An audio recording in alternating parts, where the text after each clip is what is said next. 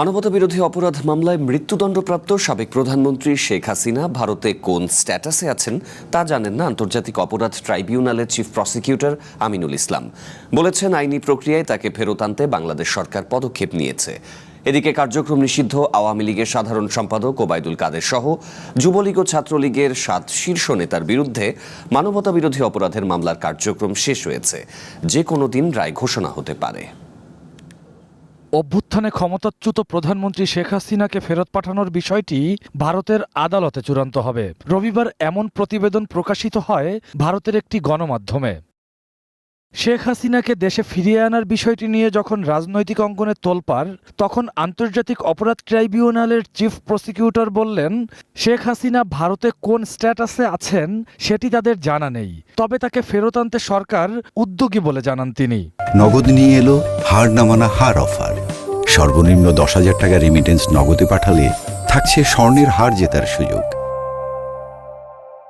ইতিমধ্যে বাংলাদেশ সরকার যে আবেদনটা করেছে শেখ হাসিনাকে প্রত্যর্পণ করার জন্য, যে আবেদন, এটা একটি আইনি প্রক্রিয়া।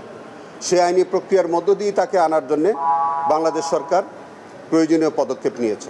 এদিকে আওয়ামী লীগ নেতা ওবায়দুল কাদের সহ দলটির অঙ্গ ও সহযোগী সংগঠনের 7 নেতার বিরুদ্ধে মানবতাবিরোধী অপরাধের মামলার কার্যক্রম শেষ হয়েছে। যে কোনো দিন রায় ঘোষণার জন্য অপেক্ষমান রেখেছে ট্রাইব্যুনাল 2। প্রসিকিউশনের দাবি, জুলাই আন্দোলন দমনের নির্দেশনা ও উস্কানি দিয়ে হত্যার মতোই অপরাধ করেছেন আসামিরা। একই উদ্দেশ্য নিয়ে যদি একটা গ্রুপ কোনো অপরাধ করে, তাহলে এই গ্রুপের প্রত্যেকটি সদস্যই সমানভাবে অপরাধী। আরেকটি জিনিস আমরা দেখিয়েছি, সেটা হলো আন্তর্জাতিক অপরাধ ট্রাইব্যুনাল আইনের 20-2 ধারায় যে শাস্তির কথা বলা আছে, সেখানে প্রথমেই মৃত্যুদণ্ডের কথা বলা আছে। যদিও রাষ্ট্রনিযুক্ত আইনজীবীরা বলেন, সব সিদ্ধান্ত তৎকালীন প্রধানমন্ত্রী শেখ হাসিনার ছিল, ফলে আসামিদেরকে এর জন্য দায়ী করা যায় না। যতগুলো অর্ডার, আদেশ, নির্দেশ উচ্চারিত হয়েছে শুধুমাত্র প্রধান একজনের মুখ থেকে, সেটা হলো শেখ হাসিনা। তাকে কিন্তু এই মামলায় আসামি করা হয়নি। আমি প্রত্যাশা জানিয়েছি যে আমার এই 4 জন আসামি বেকসুর খালাস চাচ্ছি অনারেবল ট্রাইব্যুনালের কাছে। এ মামলায় অভিযুক্ত 7 আসামি পলাতক।